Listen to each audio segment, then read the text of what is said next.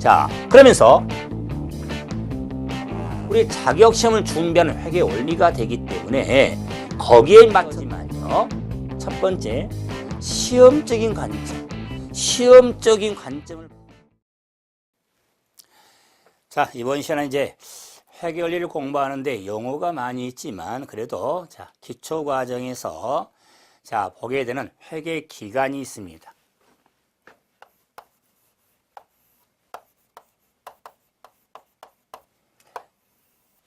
자, 회계 기간을 자, 또는 보고 기간이라고도 하고, 자, 또는 회계 연도라고도 하고, 사업 연도라고 하는 회계 기간이 있는데, 우리 기간 하면은 부터까지죠. 일정한 시점부터 일정 시점까지를 기간 그러죠. 그럴 때, 자, 이 보고 기간이라는 의미를 둔 이유가, 자, 바로도 정리하게 되는 자, KIFRS가 있습니다. 한국재택국제회계 기준에서는 보고 기간이라고 이렇게 제시하고 있고 언급하니까 회계 기간이나 보고 기간을 같이 보는데, KIFRS에서 이 보고 기간은 적어도 1년 단위로 작성과 우리가 보고가 이루어진다. 그러므로 1년 단위로 보고가 이루어지니까 이 회계 기간이라고 하는 것은 시간적 범위를 의미하겠죠.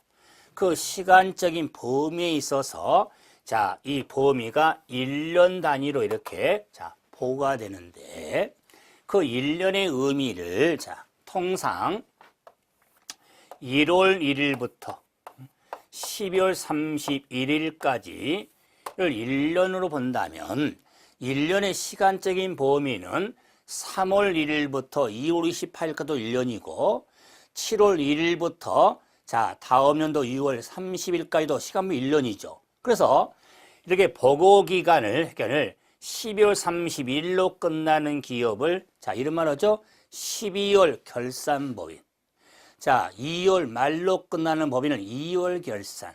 6월 말로 끝나는 법인은 2월 결산 법인이란다. 결산은 마감하는 거니까 마감을 11월 31일로 마감하냐, 2월 말로 하냐, 아니면 2월 말로 하냐. 그래서 다른 시험과 달리 이 시간적인 범위에 있어서 회계 원리의 시험은 자, 우리 1차 과목이라고 그랬죠. 그래서 41번부터 이렇게 출제가 되는데, 다른 건 회계 원리는 이 41번 번호 자, 위에 자, 이 박스로서 뭘 전제하냐면 보고 기간을 전제합니다.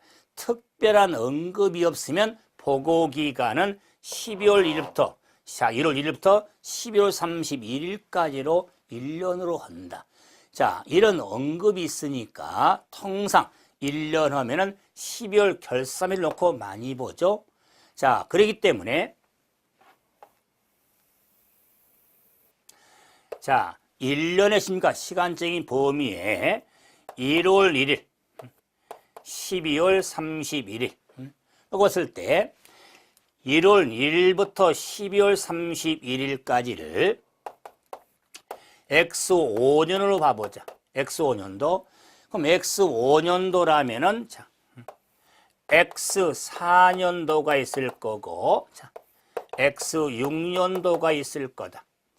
자, 이럴 때 X5년도를 단기로 둔다면, 단기란 줄임말이죠. 당해년도 회계 기간, 보고 기간을 단기라고 한다. 그래서 자, X5년도를 단기로 둔다면 자, X4년도를 전기라고 한다. 앞 회계년도라고 한다. 그 말, 앞 회계년도. 그러면은 X6년도는 차기로 둔다. 그 말, 차기. 자, 그래서 X5년도를 단기로 둔다면 앞 회계년도가 전기, 다음 회계연도를 차기라고 해서 전기, 단기, 차기라는 표현도 회계원리 공부하면서 많이 사용하죠. 그런데 고정화된 건 아니죠. X5년도를 단기로 뒀기 때문에 X4년도가 정기고 X6년도가 차기였죠. 만약에 X6년도를 단기로 둔다면 X5년도는 전기가 되고 X7년도가 차기가 되는 겁니다. 그래서 전기, 단기, 차기, 특히 우리말로 이 전기라고 해서 이 우리말의 전기가 한자 표기로서 앞전자의 기간이죠. 그런데 이 전을 옮길 전자로 써서 또 전기란 말로 씁니다. 옮겨서 기록하는 걸 또 전기라고 하는데, 그래서 기간을 따질 때 전기는 앞 회계연도를 의미한다. 그런데 자, 이 단기든 전기, 차기든 1월 1일을 기초라고 하고, 자, 12월 31일을 기말이라고 한다. 그래서 기초란 기간이 시작하는 시점을 시작한 시점을 기초라고 하고 끝나는 시점을 기말이라고 하겠다.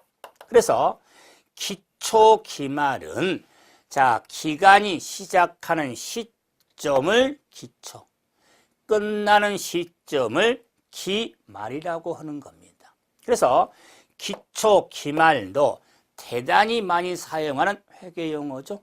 그래서 통상 시작한 시점을 기초, 시점은 법률 효력 등이 발생한 시점을 의미하잖아요.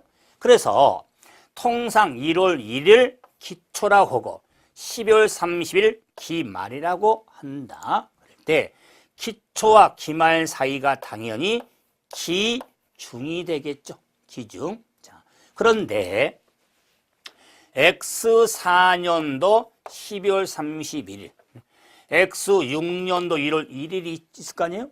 그랬을 때 X4년도 12월 31일 기말, X6년도 1월 1일 기초가 되겠죠.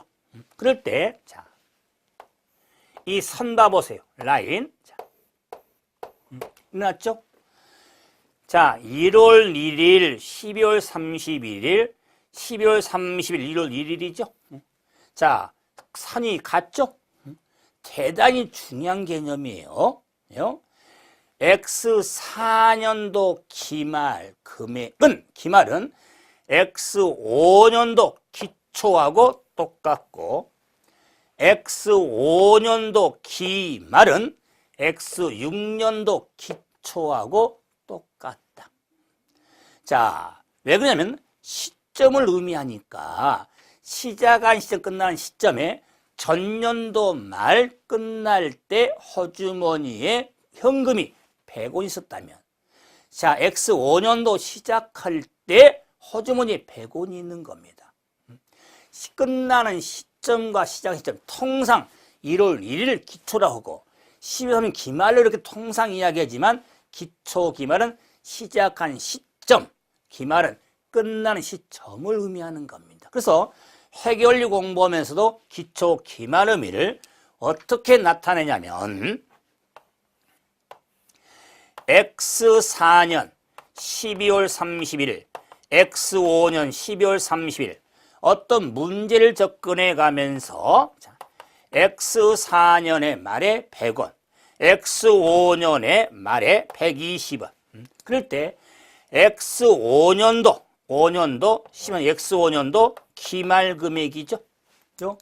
그러면 자, X4년 역시 기말 금액인데, 기말 금액이지만 이 100원은 X5년 1월 1일 기초 금액하고 똑같다 그 말이에요.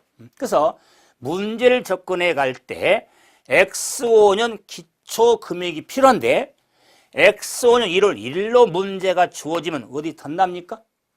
X4년 기말로 금액을 주어졌을 때 이 금액은 X5년 기초 금액하고 똑같다는 거. 이걸 더 대입해서 문제 접근해야지 이런 식의 문제가 회계적인 문제 유형이 되는 겁니다. 이런 걸 파악하기 위해서 기초 기말의 용어 등도 확인하는데 제가 언급했듯이 X4년 말 기말은 X5년 기초금액과 반드시 같습니다. 교수님 증명 좀 해주세요.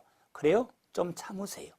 결산 과정이라는 내용을 공부할 때 제가 증명해 드릴 테니까 자, 증명은 또 단원이 나오니까 그래서 자, 전년도 말 금액은 당기초 금액과 똑같고 이걸 기간의 흐름을 생각하면서 이상 똑같죠? X4년 기말, X5년 기초, X5년 기말, X6년 기초 이걸 생각하면서 정리해서 전기, 단기, 차기 개념, 기초, 기중, 기말의 개념 뭐 시험적으로 기초라 하면 기말하면 이런 문제는 없어요. 근데 기초, 기말 등의 개념을 명확히 알아야 문제 접근이 되니까 이런 한번 개념 용어를 한번 확인해 봤죠. 그런데 이제 자 2장에 봐보시면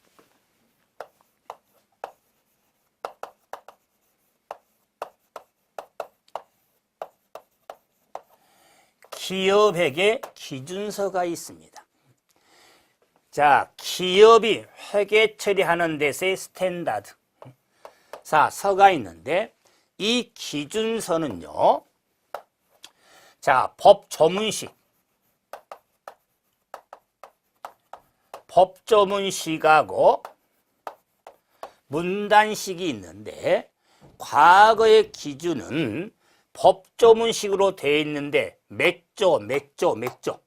그런데 현행 기업회계 기준은 문단식으로 되어 있습니다. 문단식으로 지금 테마별로 규정을 하고 있는 겁니다. 그랬을 때 이 기업회계 기준이 많은 변천을 밟아왔는데 근데 지금 현재는 이 기업회계 기준서를 한국채택 국제 회계기준 자 그래서 자 한국채택 국제 회계기준 자 이걸 영어적인 표기로 하면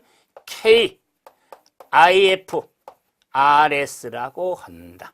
자 그래서 제가 회계 설명을 할 때도 문제 위에 자 이 박스 전제 보고 기간의 전제도 언급하지만 KIFRS를 반영한 합당한 답을 찾아라. 그 말은 제가 강의하는 내용도 한국채택국제기 기준을 반영한 규정을 정리하지 과거 기준이 아니다. 그렇기 때문에 KIFRS라고 하는 한국채택 원어는 뭐 코리아 인터내셔널 파이낸셜 리포팅 스탠다드 이런 걸 영어 언어 의미 없습니다. 그냥 시험적으로 뭐 한국 채택 국제기 기준 뭐 KIFRS 그래서 지금 회계를 공부하신 분이 KIFRS 이 지금 표현을 언급 또는 자 정리 못했다. 이건 또 회계 지금 공부한 사람들이 아니에요. 제가 어디서나 회계 원리를 공부한 또는 회계를 공부한 사람은 KIFRS라는 말을 정말 많이 할 겁니다. 한국 채택 국제 기준. 그래서 대부분 서점에 가서 뭐 회계하는 책들을 받아요. 겉표지에요. KIFRS 반영. 거의 100% 돼 있을 겁니다. 자, 그래서 역시 여러분 회계 원리 기본서 여러분 봐도요. KIFRS 반영 이런 게 언급이 돼 있을 거예요. 말은 과거 기준이 아니라 KIFRS를 우리가 근데 그 말은 이제 세계화 국제화 시대니까 회계 기준을 국제화하자 그 말이에요. 국제화, 세계화하자 그 말이에요. 그런데 나라마다 좀 특성이 있으니까 그 회계 기준에 우리나라에 맞는 기준을 좀 만들어 보자. 이걸 한국채택 국제회계 기준이라고 하는 겁니다. 근데 그 기준을 할지라도 문단식 테마별로 되어 있어서 자, 이 기준에 있어서는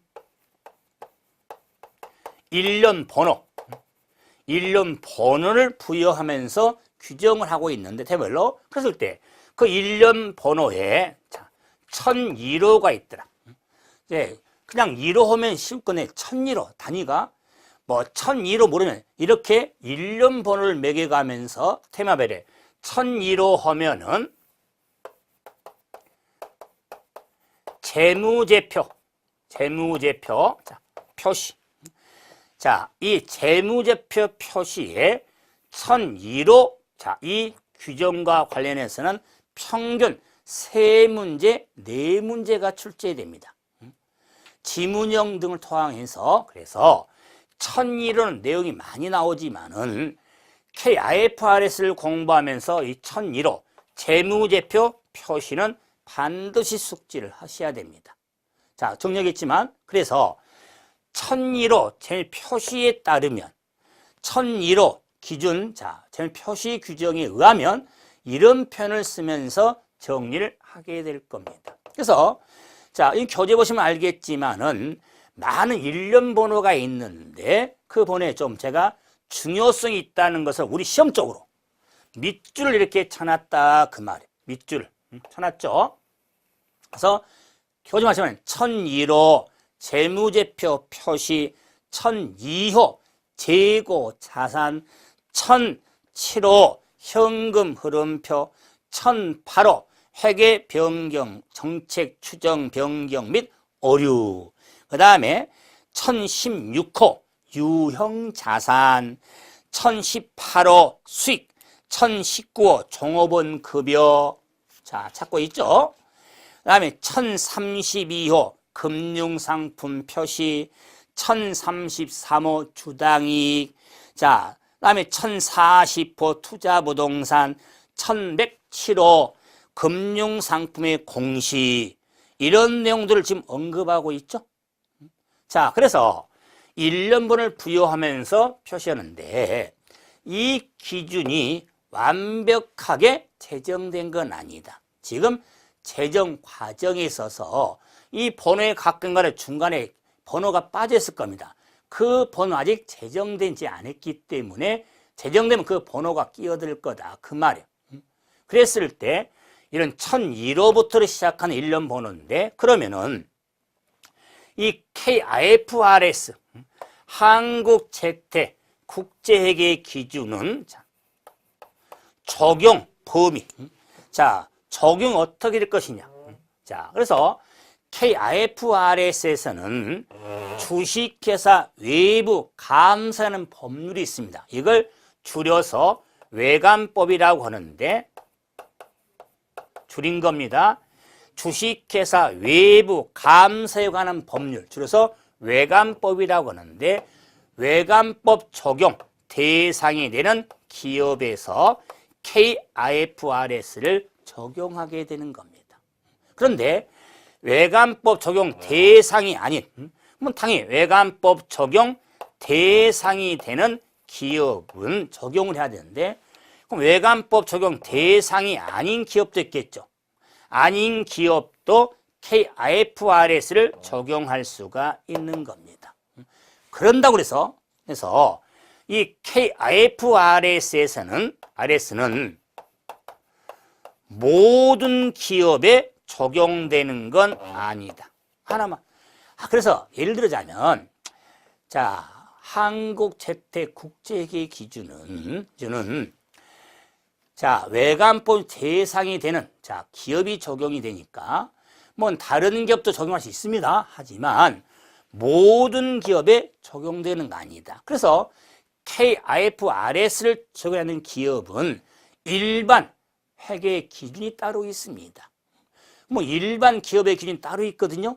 이런까지 우리가 정리할 땅이 아니라 시험적으로 KIFRS를 반영한 문제가 출제가 되니까 여기에 맞춰서 정리를 하게 되는 겁니다. 그래서 다시 한번 한국재택국제회계 기준은 모든 기업에 적용되는 건 아닙니다. 자, 그럴 때 자, 이 기준에 일련 번호 시작이 1002호죠. 1002호에 재무제표 표시가 있죠. 다시 한번. 일련번호 1001호에 재무제표 표시라는 규정이 있는데, 그러면 이 재무제표를 표시를 하는데 요 제자, 재무 활동 관련된 표죠. 그럴 때 이 제는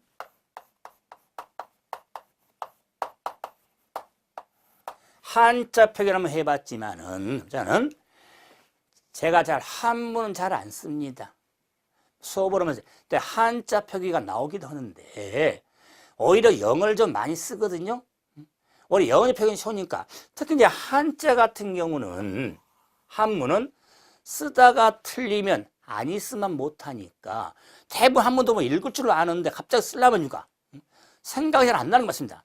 아마 이런 경험도 있을지 모르는데 대표적으로 공부 좀 했다고 그래서 특히 이제 행사도 있잖아요. 특히 예시장들 가고 아니면 뭐 힘든 일이 있어가지고 이렇게 전문도 가게 되죠. 그럴 때 아니 저 어르신이 우리 최 선생 나 봉투에다가 뭐 하나 써줘. 그래서 쓰라니까 앞에다가 축의금 넣고 부의금 넣을 거 아니에요. 이랬을 때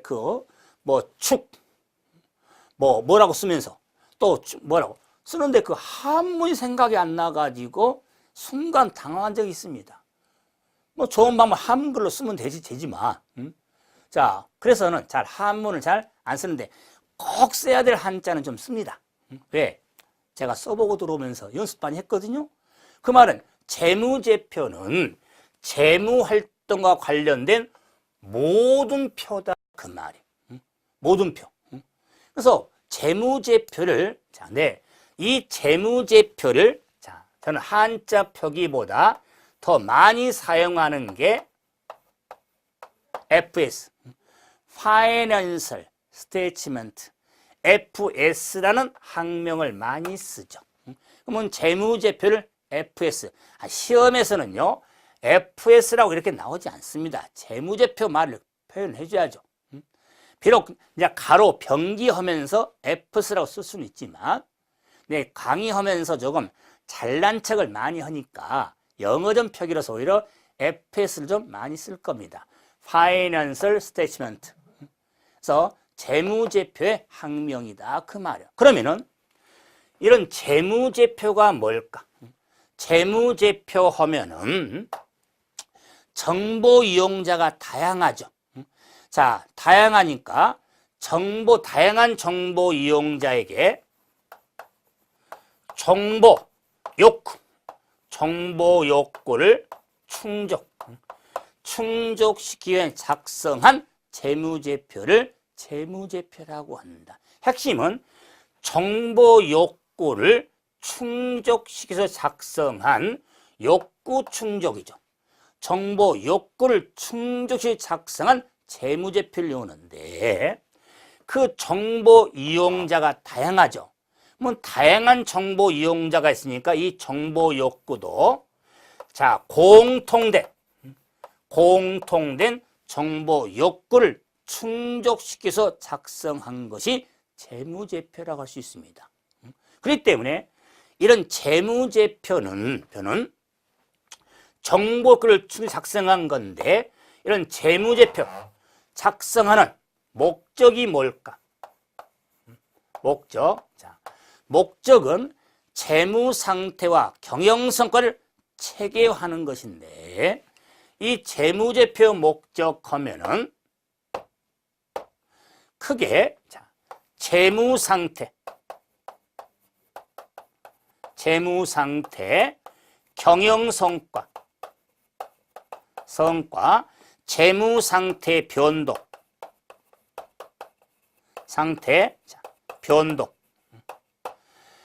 변동하는 정보를 제공하는 데 목적을 두는 게 이런 재무 상태라든가 경영 성과, 재무 상태 변동이란 정보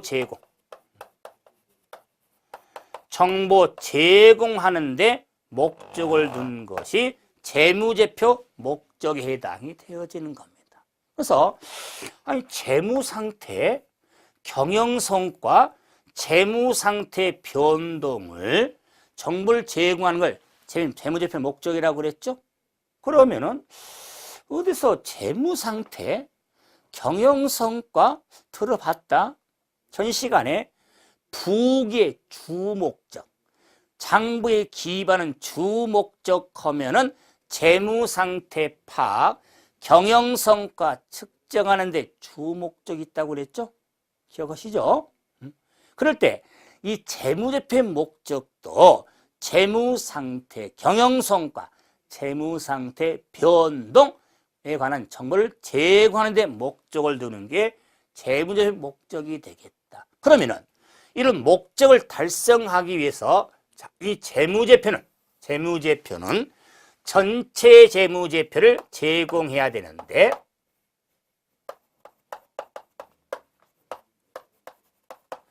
전체 재무제표에는 저는 첫째 기말 재무상태표 기간 손익 기간 손익과 기타 포괄 손익 계산서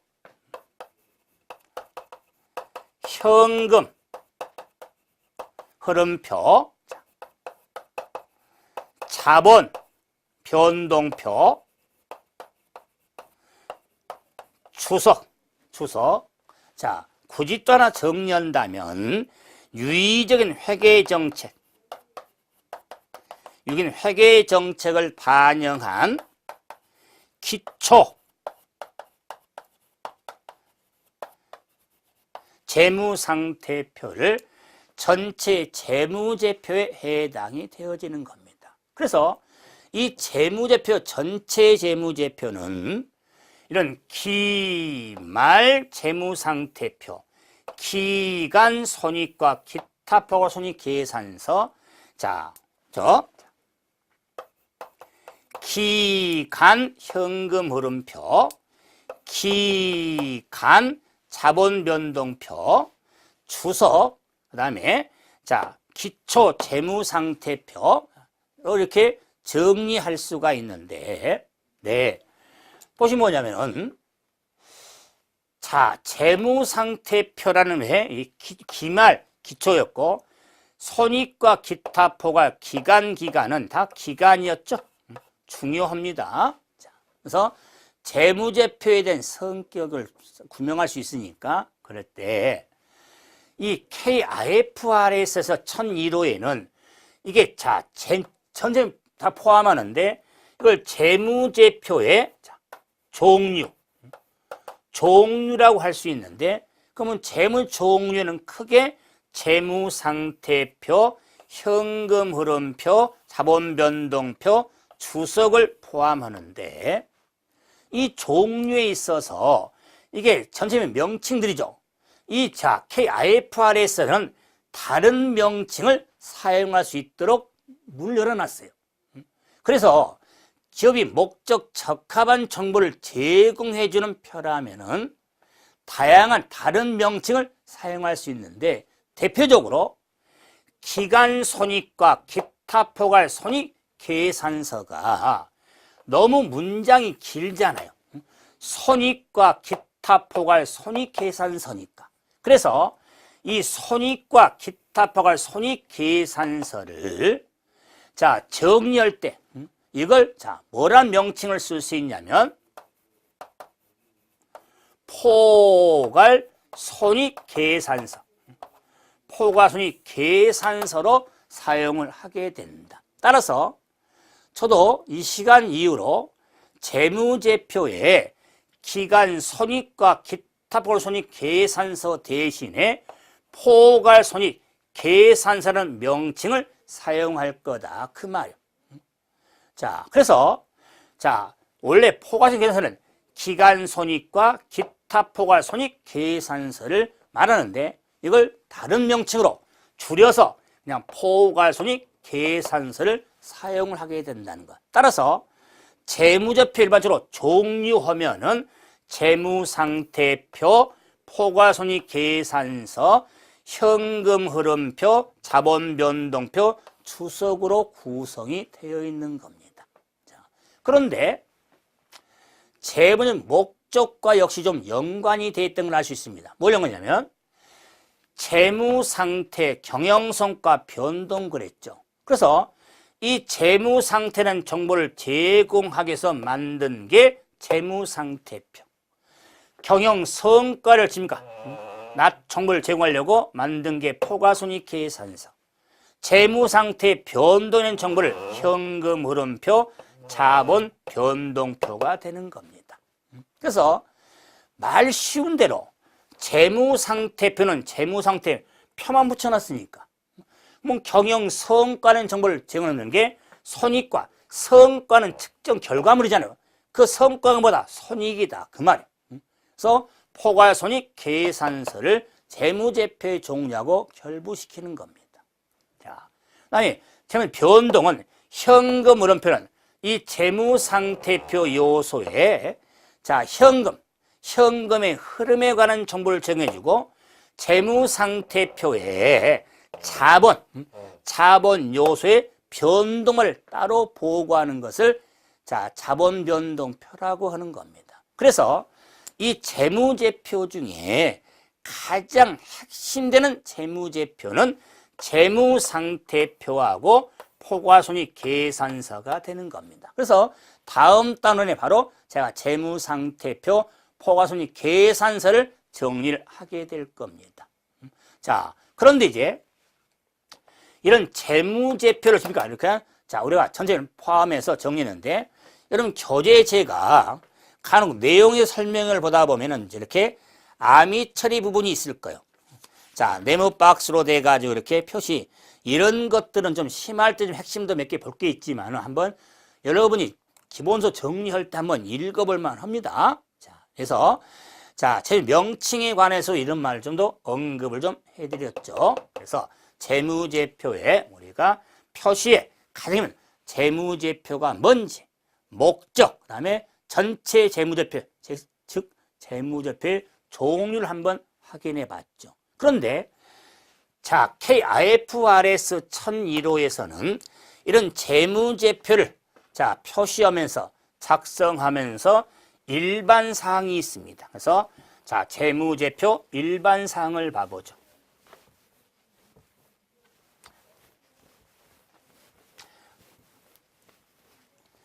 재무제표 일반 사항.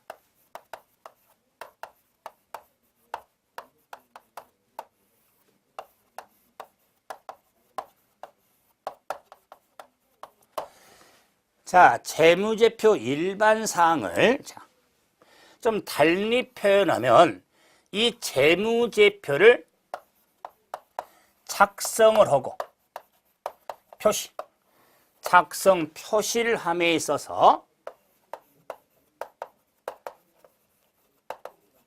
일반 원칙이라고도 한다.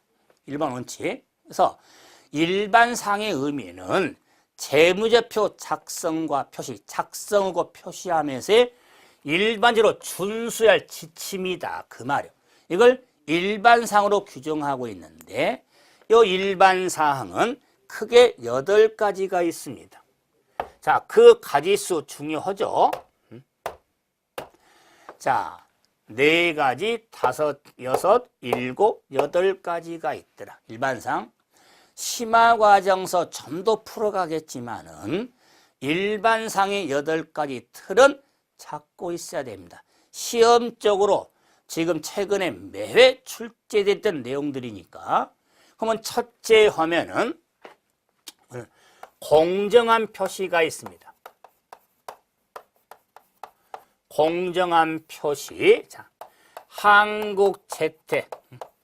국제계 기준의 준수가 첫 번째. 두 번째는 계속기업.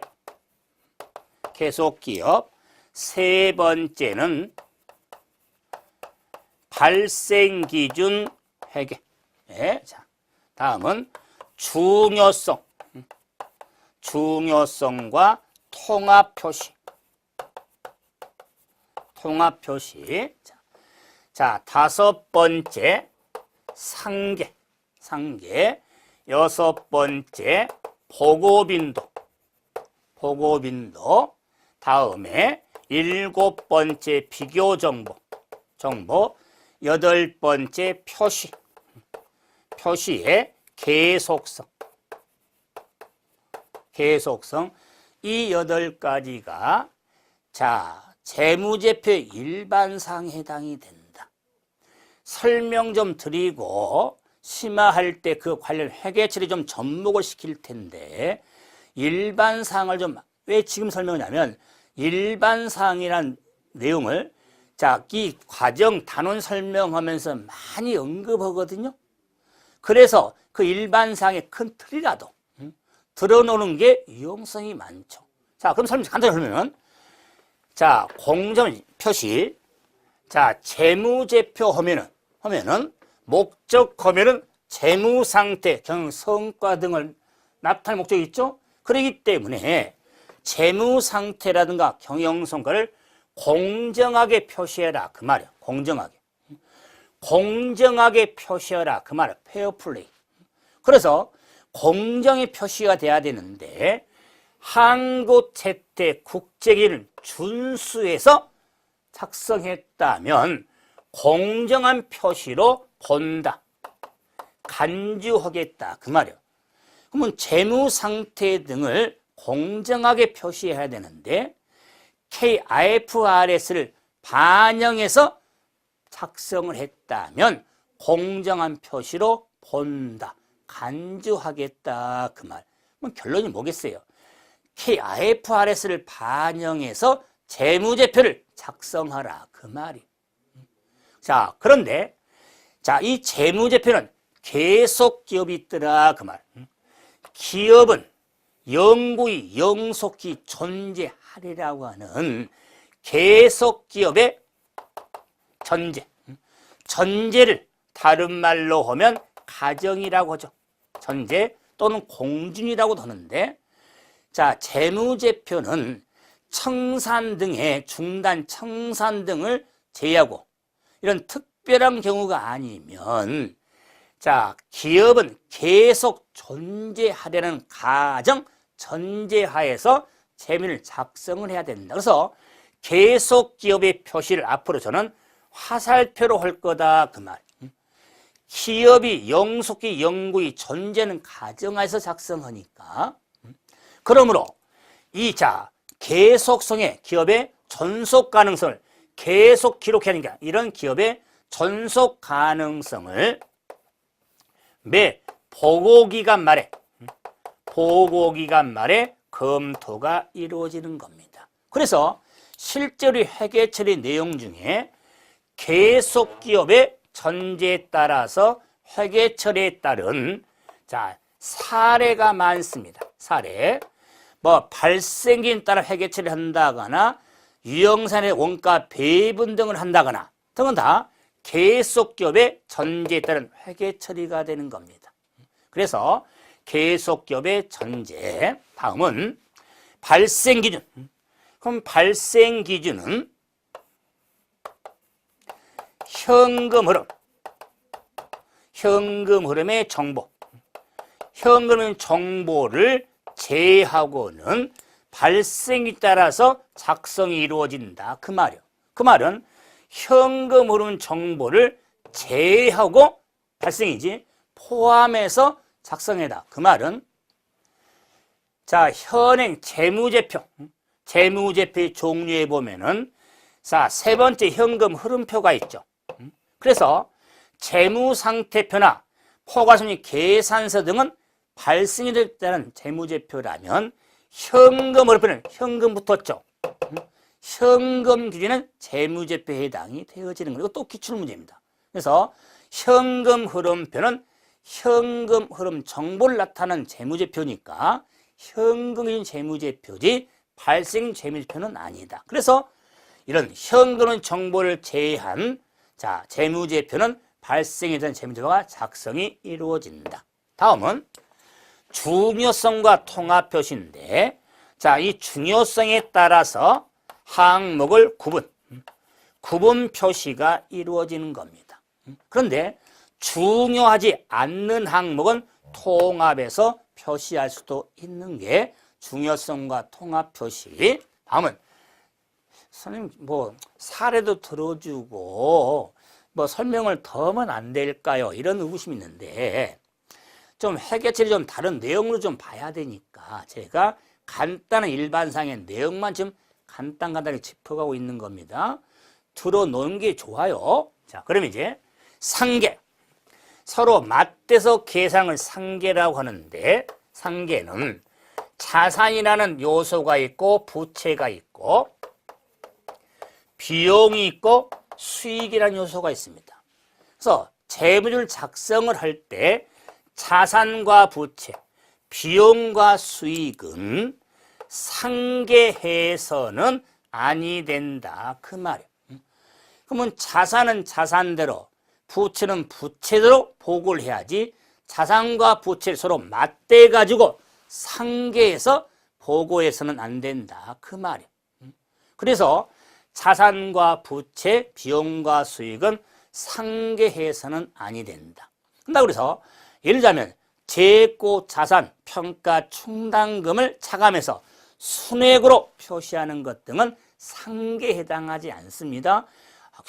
그러면 재고자산 평가 충당금이 뭡니까? 그리고 암이 처리된 보충 설명란에 제가 더 써놨지만은, 자, 그래서 단기 매매 목적의 이렇게 유가증권, 즉 단기 매매 금융산을 우리가 여러 사람 포트폴리오에 따라서 이렇게 자 총액으로 문구으로 나타내는 거니까 이런 것을 서로 상계해서 이렇게 쓸 수도 있거든요. 이런 거 뭐 총액법이냐 순액법이냐 이런 방법론이 있으니까 그 단원 가서 설명을 하게 되겠죠. 그랬을 때 상계라는 자체는 서로 맞대서 계산을 하는 게 상계니까 자산과 부채, 비용과 수익은 서로 상계해서는 아니 된다. 다음 보고빈도.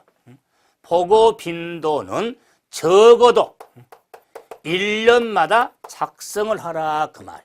그래서 이 보고빈도는 회계 기간의 의미라고 그랬죠. 그래서 적어도 1년마다 작성이 이루어지는 겁니다. 그 다음에 비교 정보에 대해서는 단기 중에라 전년도, 전기 정보도 이렇게 비교하는 형식으로 보고가 이루어져라. 비용식. 그리고 자 표시의 계속성. 자 KIFRS에서 자 특별한 언급한 경우를 제외하고는 즉 이 표시의 변경을 요구하지 않는 한 계속성에 따라서 표시가 이루어지는 겁니다. 비록 기준이 새로 이제 제정되고 개정됨으로써 이런 표시 방법을 좀 바꿔라. 그런 경우가 아니라면 표시의 계속성에 따라서 재무제표가 작성이 이루어지는 겁니다. 제가 간단하게 좀 개념만 짚어드렸지만은 틀은 잡아야 됩니다. 공정한 표시, KIFRS 준수, 계속 기업, 발생 기준 획, 중요성과 통합 표시, 상계, 보고 빈도, 비교 정보, 표시의 계속성 이런 일반상 8가지를 좀 확인해 주시고 우리가 화폐 단위로 통화를 표시할 때는 우리가 우리 화폐 금액은 원이죠? 원으로 표시하는데 경우따라 1,000원, 만원, 100만 단위로도 표시할 수가 있다는 표시 통화도 한번 확인하시면 되겠다. 다시 말해서 이 설명 내용이 좀 더 있습니다. 하지만은 우리 기본적인 단원에 우리가 한 과정, 기본 과정을 좀 마치면 자, 설명을 좀 접목시킬 때 좀 이해가 빠르니까는 기본 틀 위주로서 정리를 좀 해드려 봤습니다. 그래서 재무제 표시에 따른 가장 기본 내용을 확인해 봤고 이제 다음 시간은 그에 따른 재무제표의 하나인 재무상태표부터 확인을 하도록 하려 합니다. 이번 시간은 여기서 마무리하죠. 수고하셨습니다.